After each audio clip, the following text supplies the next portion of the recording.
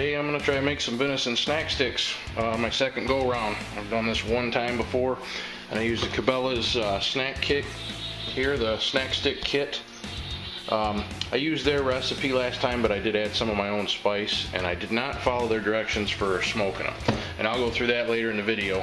But just a quick overview here. I won't bore you with every little step. I want to make this one kind of a little quicker video. I got 5 pounds of ground venison here. It is cut with pork. That was done when it was processed.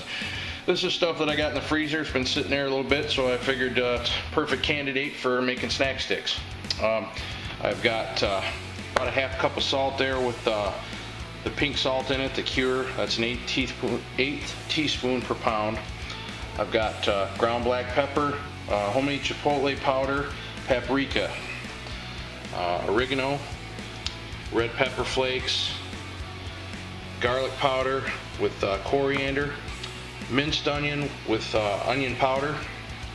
I've got Worcestershire sauce with soy sauce.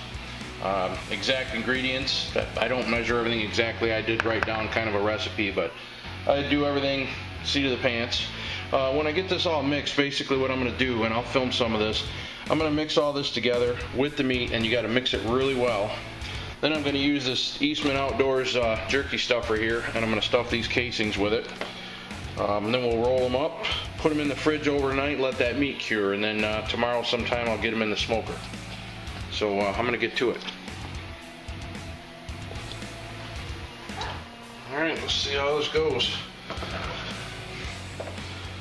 I usually like to mix as much spice and water as I can. Mix it. Just seems like it's a little more evenly distributed to me. There's our garlic, coriander, onion powder, minced onion, red pepper, salt, and Cure. Alright, mix it in here and we'll see how well this goes. A lot of times I'll take this and I put it in a bottle with a lid and I just shake it really well. This works pretty good also. Just think it takes a little longer. You want this to dissolve, like I said, just to get it evenly distributed. I think it helps. I don't want to waste any. You want to make sure there's no clumps of dry stuff if you can help it. And again, it's going to break down some in the meat. You're going to mix it really well by hand. It smells yummy. It's like a slurry. And then I'm going to pour it in. And I may need to add a little bit more water here, but we'll see. And if that's the case, I can get the rest of that seasoning out of there. Worcestershire soy sauce.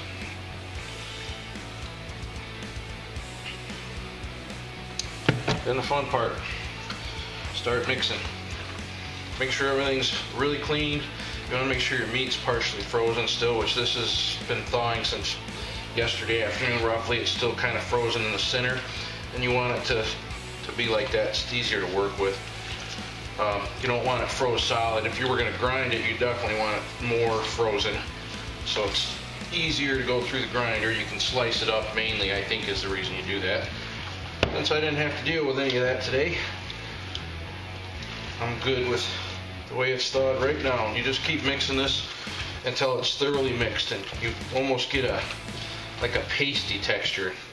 Last time I did this, I added a little beef as well to help, but for like a binder. But with the pork I have, this should mix up nice, and you'll mix it, I don't know, 5-6 minutes probably, and it'll start, like I said, it gets pasty, and that's when you know you're ready to go. And you want to break up any hard clumps that are still kind of frozen, but mix it really well. I'll turn it on itself and get that seasoning and that Cure all through the meat. Okay, so it's been, I don't know, 6 to 8 minutes. Just want you to see how this looks from a different angle here. I'm sure the camera didn't pick it up very well from where it was sitting. But you can see it's tacky.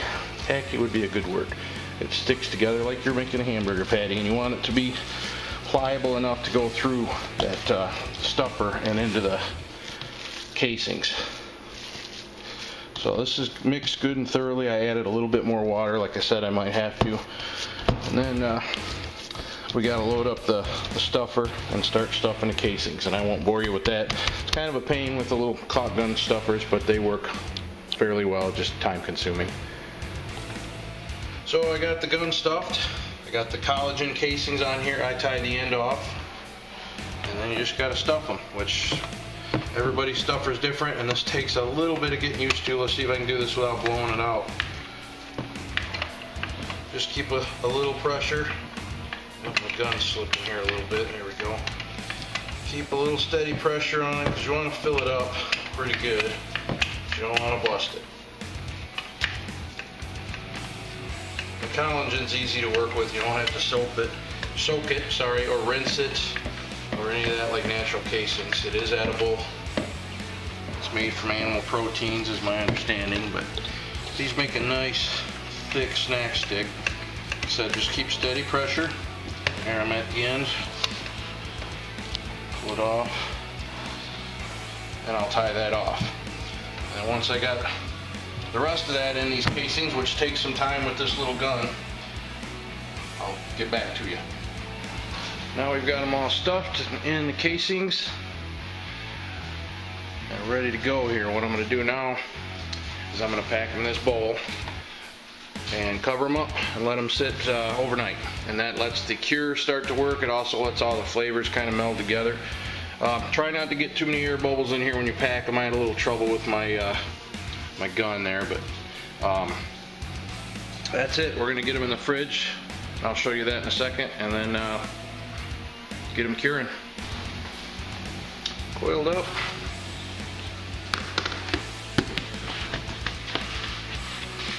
Covered up.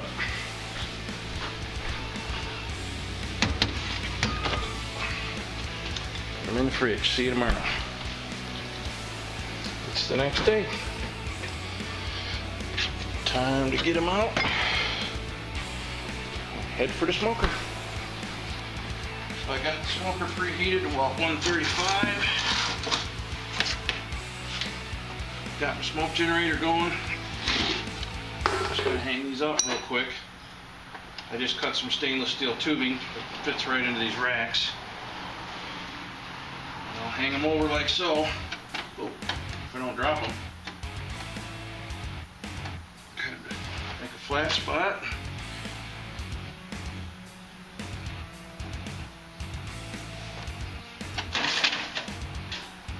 Guess I'm gonna have to go back farther in there with that. I like to put a drip pan underneath. Just keeps my smoker a little more tidy in the bottom.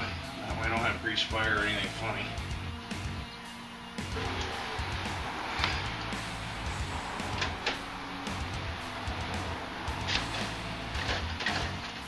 Slide that in the back.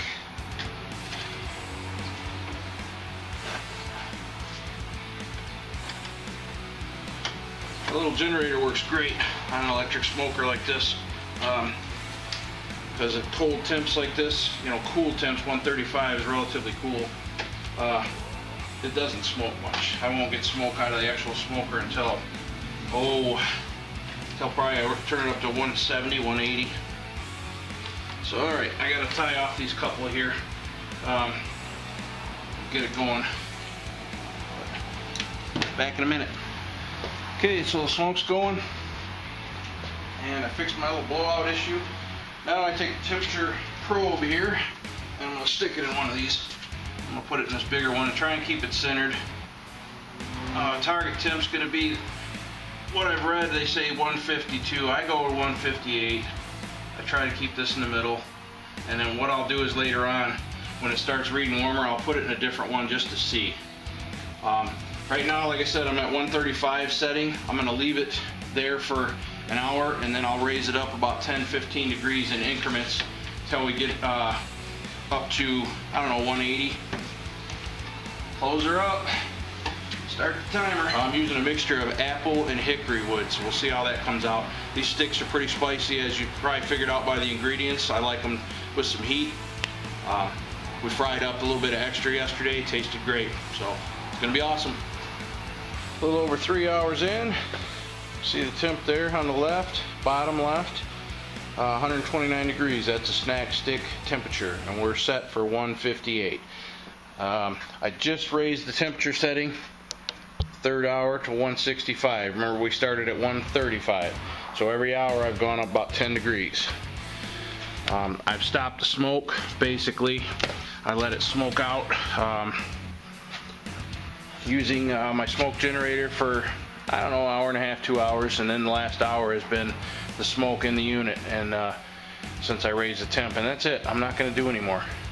So now we just watch everything change and wait. We need to hit that magic 158 or somewhere in that proximity, and then we're on to the next step. See you in a bit. Here we are, 4 hours in. Snack stick temps 135, lower left. I just raised the set point to 180. Now that we're 4 hours in, I took it up 15 degrees. This will be my final temp raise. Here, let me open her up. Everything's looking good so far. Whoops, steam hitting her. About the same as before. Like I said last time, no smoke now. Last one seemed a little heavy on the smoke for me, so I'm gonna try something different. Okay, I'll see you when these are done. Ready to go in the cold water bath. Okay, 7.5 hours. This thing taking forever today. Really got them wet before I got them stuffed. We're finally at about 156, which is more so than the quote-unquote experts say, but we got nice. I like them good and dry. These are really dry. I'm going to get them in a cold water bath real quick, and we're going to see, they're warm. Let's see how they turn out after we cool them. Okay, cool water. Get them in there, stop the cooking. Let them sit a while.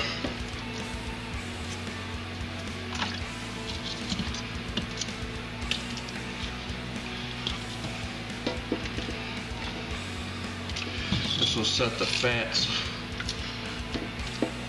that's in there, the proteins, and make everything firm up.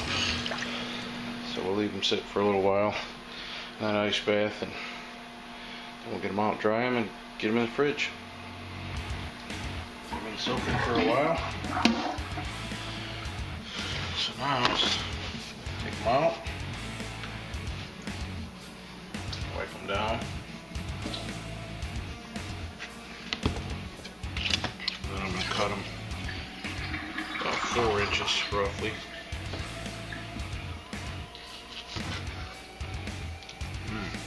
Then you get the snack.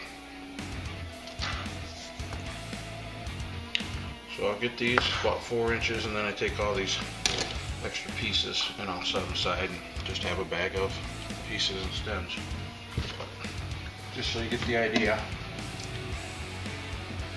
Pull them out, dry them off with a paper towel, cut the end off. And cut them roughly about the same.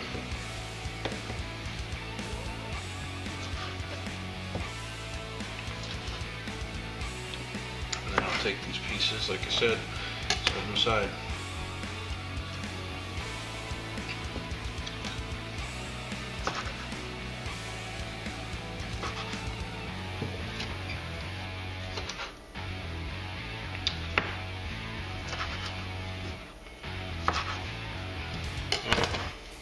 Get these in a bowl.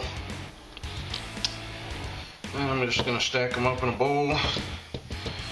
Put them in the fridge overnight. Like I said, these ones are a little funny. I'm sorry about the lighting. The casings are separating, and I think it's just the pork content in the meat, or they might have been a little over temp. According to the gauge, I was at 158, and I probed 2 or 3 of them. The taste is excellent, and I'll leave the casings so they can dry up, and then people can peel them as they eat them.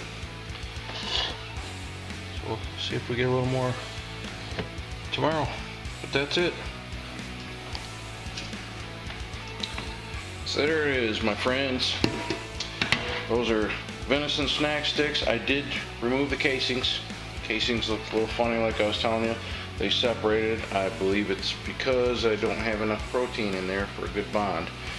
Good lean venison with a little pork trim. Maybe I need a little bit more pork trim. But they're delicious. Still reasonably firm. Good color. I don't know if the judges, if I was being judged, it's probably a little too dark. But it's fantastic. They taste great. Now I'm going to get them bagged up and get them out to my friends for everyone to enjoy. Yummy venison snack sticks. Thanks for watching.